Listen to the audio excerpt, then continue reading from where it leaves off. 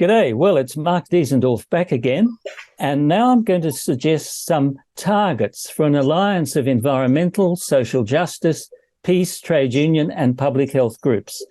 And some of the targets are pretty obvious from my introduction.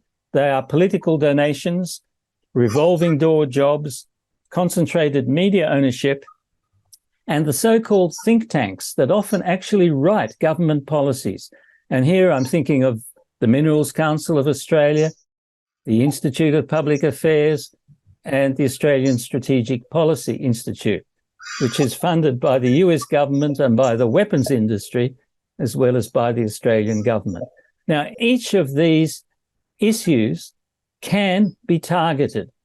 They can be turned into very strong campaign targets that would unite the different community groups that I've mentioned.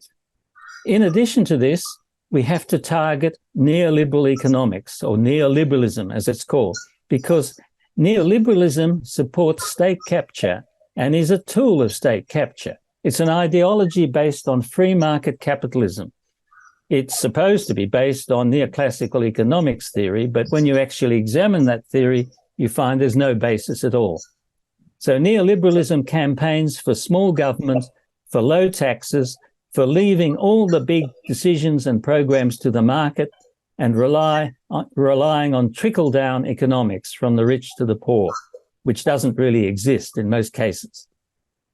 Neoliberalism failed during the global financial crisis, and it failed during combating the COVID pandemic.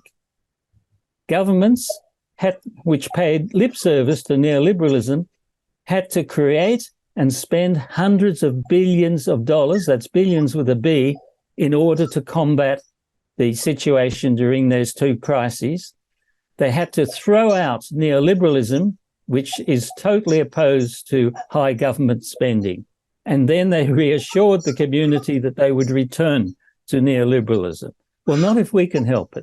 Neoliberalism just needs a push from the community to topple it once and forever. In particular, the myth that endless growth on a finite planet is feasible and desirable has to be discarded for once and for all. We can see this if we look at the role of fossil fuels in global energy consumption over the past 10 or 20 years. In 2009, fossil fuels supplied 80% of total global energy consumption. And over the next 10 years, despite the very rapid growth of renewable energy, in 2019, fossil fuels still supplied 80% of global energy consumption. How's this possible? It's possible because of the enormous growth in global energy consumption, and much of that growth, despite the growth in renewable electricity, much of that growth was in fossil fuels, especially in transport and in combustion heating. Another myth that has to be knocked over, another myth of neoliberalism, is the notion that tax deductions for the rich will somehow benefit everyone. That's been refuted by study after study. And it's the rich that have the biggest environmental impacts. It's the rich that should be taxed more heavily. We have to start discussing how Australia and other rich countries can transition to a steady state economy. And I'm pleased to see that our Treasurer, Jim Chalmers, has actually made a very slight, timid move in that direction by promoting the so-called well-being economy as a first step. The well-being economy does not consider GDP as the only indicator of well-being. The state capture by the US military-industrial complex also has to be dealt with.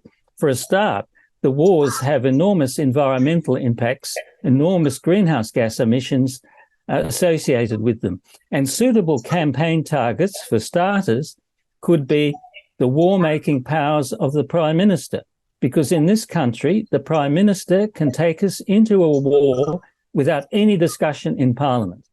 We also need to critique the role of the Australian Strategic Policy Institute. So these are some examples drawn from our book, The Path to a Sustainable Civilization. They're examples of issues that we can target if we bring together the united strength of environmental, social justice, peace, trade union, and public health groups. So best wishes for your future deliberations, and I certainly hope that I'll be able to join you in Melbourne at a future meeting. Thank you.